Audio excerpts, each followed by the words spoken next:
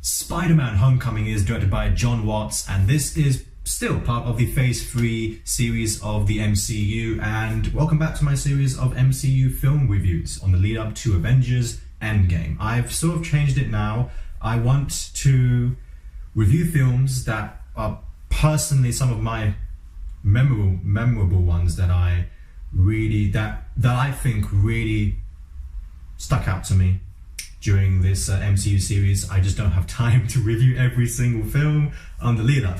But Spider-Man Homecoming is obviously another great installment part of the MCU. And this is the 6th Spider-Man film in theaters, but it's also the 2nd Spider-Man reboot. And of course, Tom Holland takes over the role as Peter Parker, Spider-Man, and he is the main role. He reprises his role from back in Captain America Civil War when he was introduced. Michael Keaton plays the Vulture. Vulture is finally in a Spider-Man film. He is finally in the big screen, so that's pretty cool to see. I heard that obviously there were plans for the Vulture's character to be in Spider-Man 4, but that fell apart. Marissa Tomei is Aunt May. She is a younger version of Aunt May, so that's a pretty different pace, and she's younger, and so it's a different sort of change, and it's a good change because she does a great job in this film. Robert Downey Jr. once again plays Tony Stark and Iron Man, and he does not get relied on this film too much. He is there, but they are very careful when it comes to promoting and marketing people like Robert Downey Jr. He was heavily marketed during the trailers and even the poster. You can see Tony Stark more than you can see Peter Parker in the poster. So that was a bit smart, a bit cunning, a little bit, come on. But it's very, very simple to just be very entertained by Downey. There's not a single film in the MCU film where you don't get entertained. So that's a great touch. But let's dive into Tom Holland's performance, of course. He is spectacular in this film. He plays both Peter Parker and Spider-Man beautifully. He does the same thing, obviously, back in Civil War, but you really do dive into this person much more in this film. There is a reason why Spider-Man is my favorite superhero of all time. I grew up watching this hero, watching this character. Tobey Maguire is always going to be my Spider-Man, but Spider-Man is just my favorite superhero of all time. And Tobey Maguire, along with Sam Raimi's films, were the main result of that. And I think it's just so great that a person like Tom Holland competes with those films in the past. I am so harsh when it comes to reviewing a Spider-Man film because I just love the character so much. It's so close to my heart. And that's why I did not like Amazing Spider-Man 1 and 2. I just thought that they were pretty much copies of the original, but in a really crappy way. I just did not have that pleasure like I did compared to the original.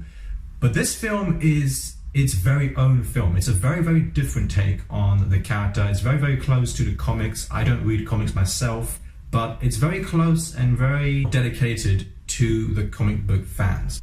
Tom Holland is casted in this film perfectly. He is terrific in the film. You pretty much see the embodiment of Peter Parker and Spider-Man within this actor. And that's the thing about why people love Spider-Man so much. He is so down to earth, and he's Spider-Man. He is awesome. There is a reason why people love and is so in love with this character, because they relate to him so much. Yes, he's a spider. Yes, he's a superhero. He can do amazing stuff. He can do backflips and all these superhuman abilities. He gets bitten by a radioactive spider.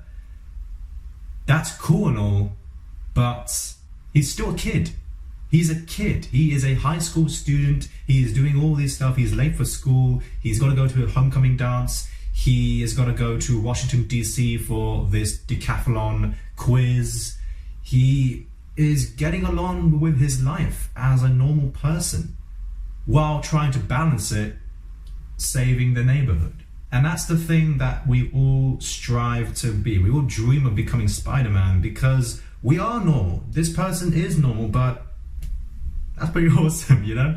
And since I was young, I've always looked up to this character for that reason itself. We all relate to this character one way or another. It really is a high school film. If you compare it to films like Breakfast Club and 16 Candles, it really does have that John Hughes sort of feeling, but it also has a superhero feeling as well. And that's something that I was very nervous about because I didn't know if I would like that. I just wanted it to really remind me of why I love the original Spider-Man trilogy. I said trilogy, 1, 2, and 3. But I wanted that, but I got something else, and I was so pleased with that because I didn't know if I would like it, and I ended up loving this film. I don't want to ruin that much in this film, but Michael Keaton's character is it's so easy to get behind him because there is so much backstory, but they tell it in such a great way that you feel quite sympathetic for this character. He is a scavenger. He is looking out, he is stealing stuff for his own good, for his own future, for the money.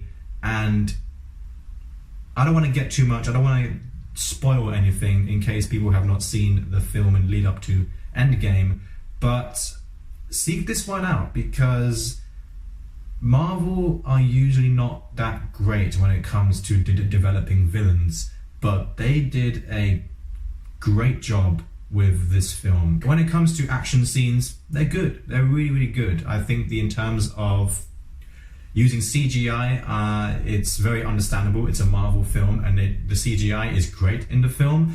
When it comes to comparing the action sequences to other Spider-Man films, that's where you may have your own opinions. That's where it may be quite polarizing because in terms of my case, I just wanted action sequences that would be so great, brutal, and just intense. That's what I wanted, intensity when it comes to a Spider-Man action film. I didn't get that much in this film. There is one scene that I will admit to, but I'll get back to that later. But when you compare to films in Spider-Man, such as in Spider-Man 2, the train scene, brutal, an excellent, iconic scene that we will remember forever. And I'm serious, forever. It's one of the greatest action sequences of all time, and no one can take that away. Spider-Man 1, when Spider-Man is getting completely beaten up by the Green Goblin near the hospital. It's awesome. It's brutal. I just love that Sam Raimi's style.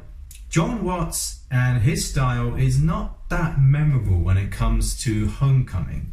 Yes, there are some sequences that are quite fun and it's enjoyable, but I really wanted that intensity when it came to a scene, like the boat scene, when the boat is about to be teared apart in half. Yes, there are some similarities when it comes to Spider-Man 2, but Spider-Man 2 did that immensely better. In this one, it's just, going to web that person up, done my job, and it's like, okay, but then give me some more of that, intensity. There really wasn't that much when it came to this film. But nonetheless, it was a great time, and it was very entertaining nonetheless. But there is that moment when he is buried and he is under the rubble and he is screaming, and you really feel those emotions. And this is when it comes to knowing and developing the person behind the mask. They did that incredibly in this scene because he's screaming, he's trying to find help. It's really touching. That scene is what will be the memorable scene of Homecoming, and I thought they did that brilliantly. As for other scenes, especially downtime, there are moments of Peter Parker just being Peter Parker, and you don't mind that, because when it comes to other films, for example, it may be slow, but that's just, in this case, Peter Parker's just being Peter Parker. Because you've related to this character so much, you don't mind. And I didn't mind if it was being slow, because I just connected with all the characters. This is a great film, and it's a very memorable one, part of the Phase 3, and a great Spider-Man film, since the last Spider-Man that I liked was definitely Spider-Man 3, Spider-Man 2, arguably, but this was a great one, and I could not be more excited for Endgame. No, not Endgame, Far From Home. I'm going to give Spider-Man Homecoming an A-. Definitely seek this one out if you haven't done so already. Thank you for watching, and I will bring you guys some more reviews very soon. Thank you.